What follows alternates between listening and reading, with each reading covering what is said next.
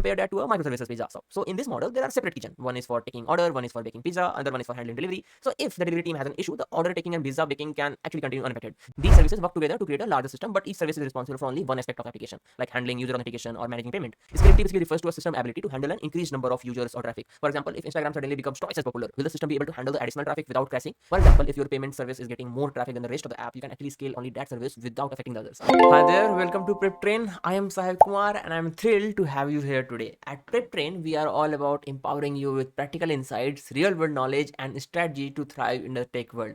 Whether you are gearing up for interviews, building your first project, or simply curious about the latest trend, we have got you covered.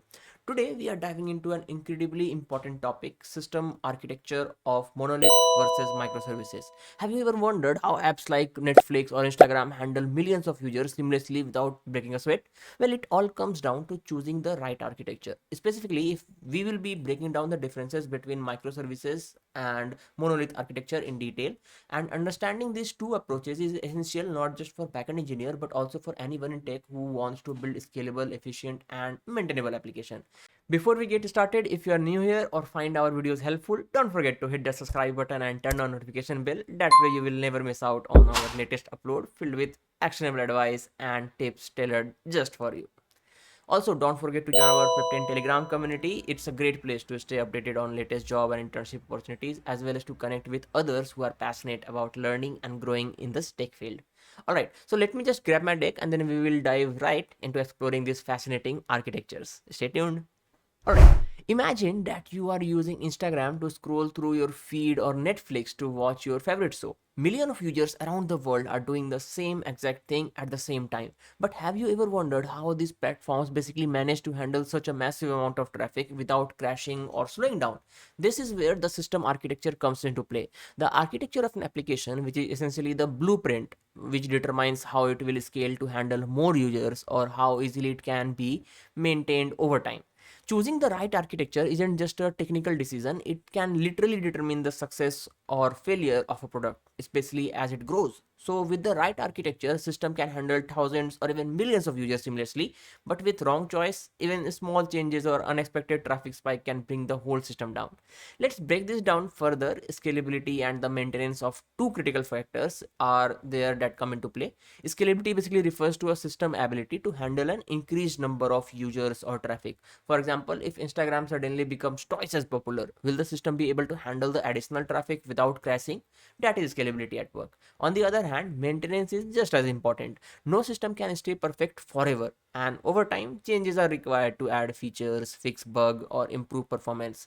So if a system is designed poorly, making these changes can become extremely difficult, leading to downtime or even total failure. Now that we have set the stage with why system architecture is so important, let's dive deeper into one common approach, monolithic architecture. Monolithic architecture is one of the simplest ways to structure an application. In this model, everything is built as one single unit with tightly coupled components.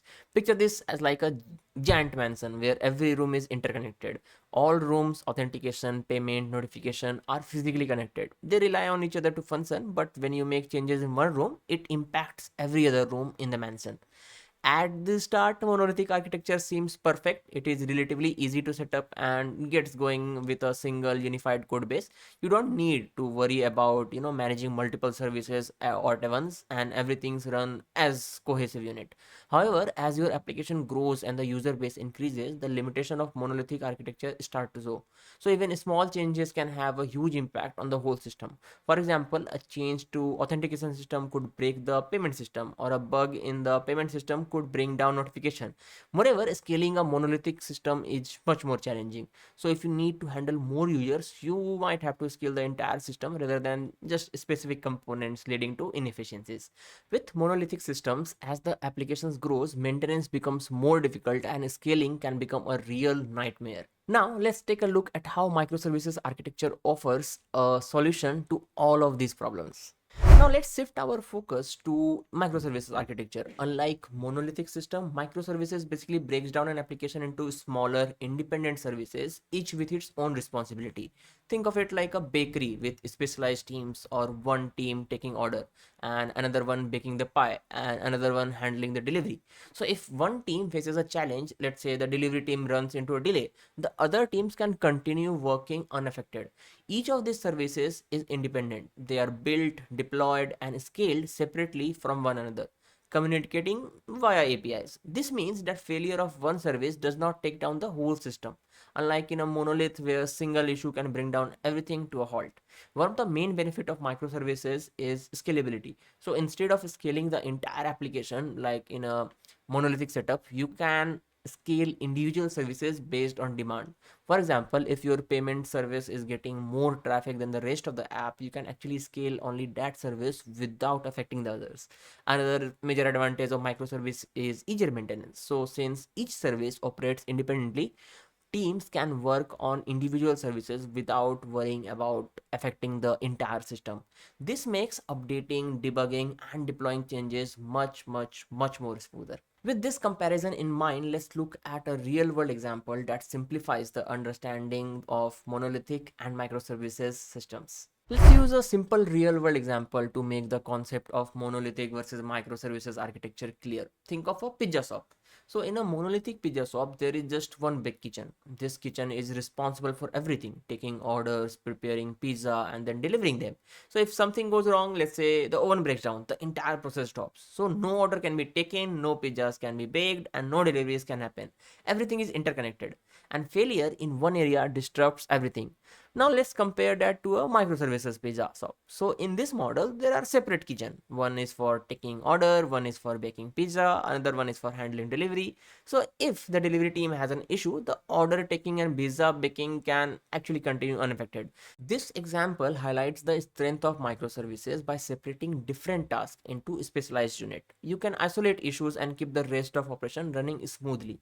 In a monolithic system, the level of flexibility does not exist. With this example in mind, let's take a closer look at the key differences between monolith and microservices architecture and how basically they impact scalability and maintenance.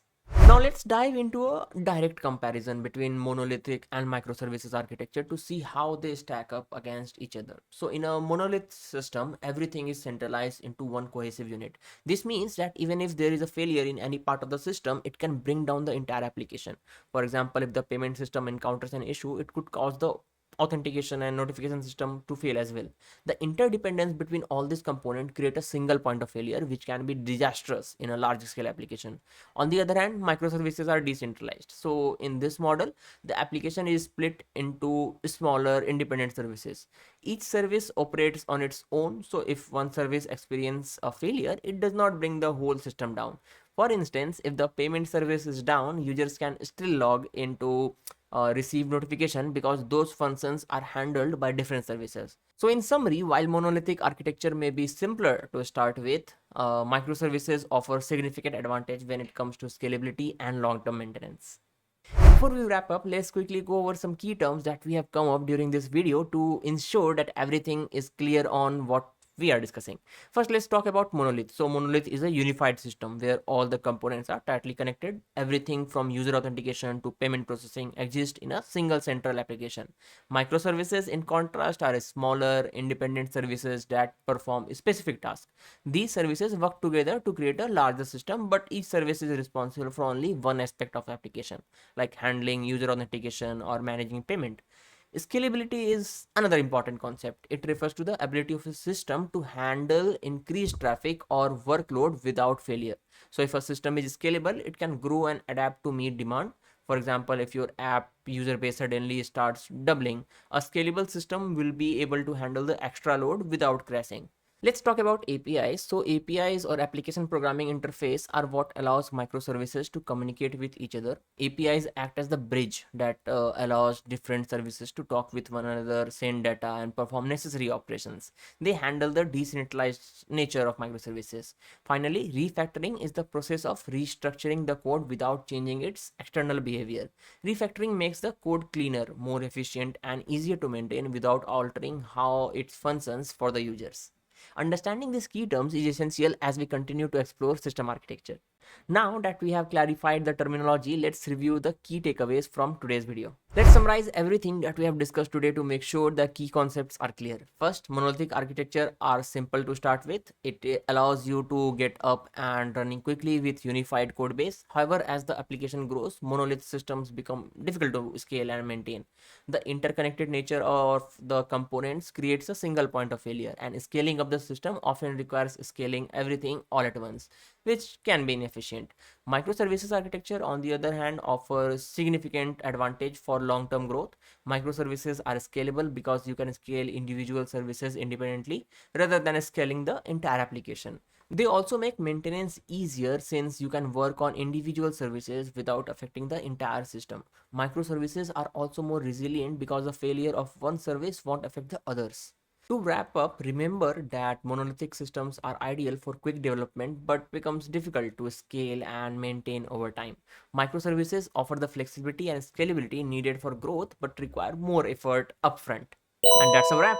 Thank you everyone for sticking with me until the end of this video. Today we explored the fundamentals of monolithic and microservices architecture, what they are, how they differ, and why choosing the right one is crucial for building scalable, maintainable applications. If you found this video helpful, please give it a thumbs up. It really helps our channel reach more learners like you. And if you haven't already, make sure to hit that subscribe button and turn notification bell so that you are always updated with our latest content. Also, don't forget to join Prep10 Telegram community. It's a great place to stay updated with latest job and internship opportunities and connected with like-minded individuals to get exclusive tips to boost your career. Thanks again for watching. I am Sahib Kumar and I will see you in our some other video where we will continue exploring more exciting topics in backend engineering and system design. Until then, keep learning, keep growing, and as always, stay curious. Take care.